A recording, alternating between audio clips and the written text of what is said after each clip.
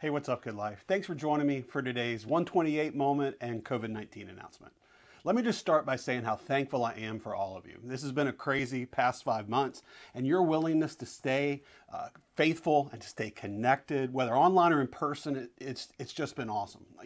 I long for the day when we're all back together and things are back to normal, but until then, we're just going to keep our focus on Jesus and on becoming a people who truly love enough to share the good news and share our lives as well.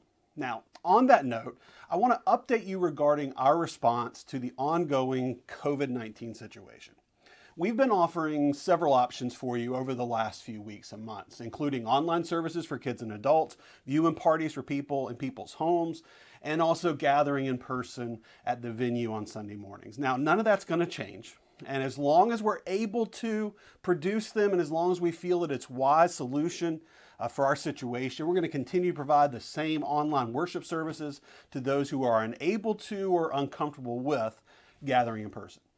And as long as we're able to and we feel it's wise to offer in-person gatherings, we're going to continue to do that as well. I tell you personally, it's been a blessing to have those again. We've been monitoring the progress of our state's sort of phased reopening and also keeping an eye on the considerable increase in COVID cases, both in our state and also in our 2-county area. In addition, we've been trying our best to wade through the spin and the partisan bickering and, to be honest, some of the media hysterics to try and understand the best research and the best practices available to help us continue to live as normally as possible in these exceedingly abnormal times. And it's becoming increasingly clear that our society basically has one of two options. We can close up again and stay on lockdown until there's a cure or a reliable treatment, or we have to learn to safely live with the risk. Now, I know the risks are different for everyone, and living with the risk is not an option for many of you. But for those of you who are not at high risk, how can we get our heads around this moment, the idea of living with the risk? Well, for what it's worth, here's how my family and I are seeing it. I just want to offer it to you. When we get behind the wheel, we have no guarantee of safely arriving at our destination and safely getting back home. There's an inherent risk to riding on the streets of our community. Nonetheless, we have accepted those risks and we still get on the roads every single day. But when we get in the car, at least in our family, we always put on our seatbelts. Not because we know that we're going to be in an accident that day. We do it expressly because we don't know when an accident's going to come. And we don't do it because there's a guarantee that a seatbelt's going to save our lives if the worst was to happen. But it's the best option that we have to safely navigate a known risk. In the same way, in light of the virus and all those known risks, our best option, if we're able and willing to step out of our house, is to wear a mask. It's not a guarantee, but it's the best option available to us today if we want to try and live with the risk.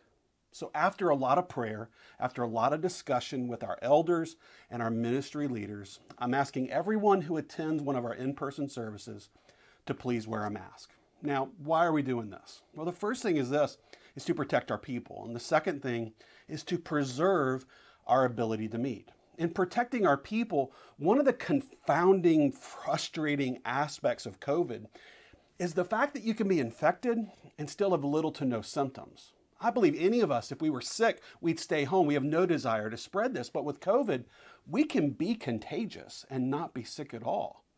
So our best defense against unknowingly spreading the virus to our church family is to wear a mask. And in preserving our ability to meet, as the cases increase and our church family processes that news, the absence of masks when we meet puts an unnecessary barrier between these families and their desire to gather with their church family. Masks have been encouraged in our meetings since we started meeting in June, but few have worn them, myself included. But starting this Sunday, we want all of us who plan to attend the services to plan on wearing a mask. And if you don't have one, please don't let that stop you. Or if you forget yours, please don't let that stop you. We'll have some waiting for you there at the venue. So just to be clear up front, when someone's on stage talking or singing, they won't be wearing a mask, myself included. I can't imagine trying to preach or sing with a mask, although if I'm singing, a mask might only help the situation. But once we step off stage, whether it's speakers or singers, we'll put a mask back on. Now, I know none of us love wearing masks, but this is the best step we can take this week to give us the best chance of being able to continue to gather in the weeks to come. But beyond the practical and the logistical aspects of what we're facing, I believe there are more important matters in play as we process what we're supposed to do in this time. In Philippians 2, Paul writes this. He says, "Do nothing from selfish ambition or conceit, but in humility count others more significant than yourselves. Let each of you look not only to his own interest, but also to the interest of others, having this mind among yourselves, which is yours in Christ Jesus." Having the mind of Christ, thinking and loving like him, it means that we put others ahead of ourselves. And this step for our church, it's not so much about protecting you or protecting me. It's about protecting us. And I just want to thank you in advance for being a part of helping Good Life not only survive, but thrive in this season. Now, we don't know when there's going to be a vaccine. We don't know when there's going to be an effective treatment for COVID. All we know, all we can do is navigate each moment the best we can with the best information that we have. And as we navigate the unseen road ahead, I don't want us to let fear bind us or to let arrogance blind us.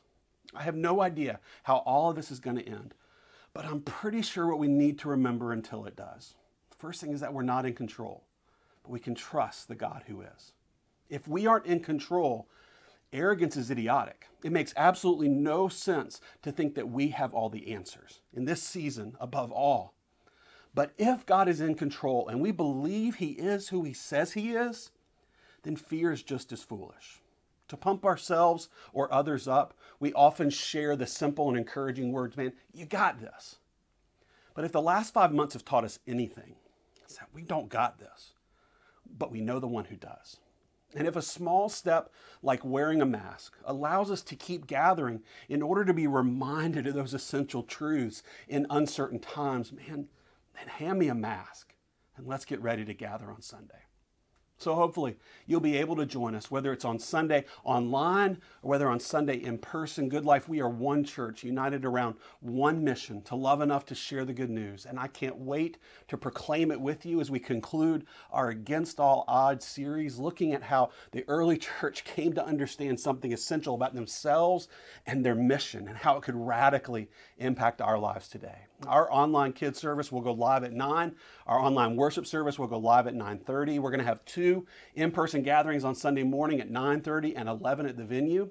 I want to ask you guys who are coming to those to not forget to reserve your seats so we can make sure we meet our capacity restrictions. You'll find the link on our homepage. It's on the Good Life app. It's also included in this 128 email. And don't forget, bring your mask, and if you don't have one, we'll have one waiting for you.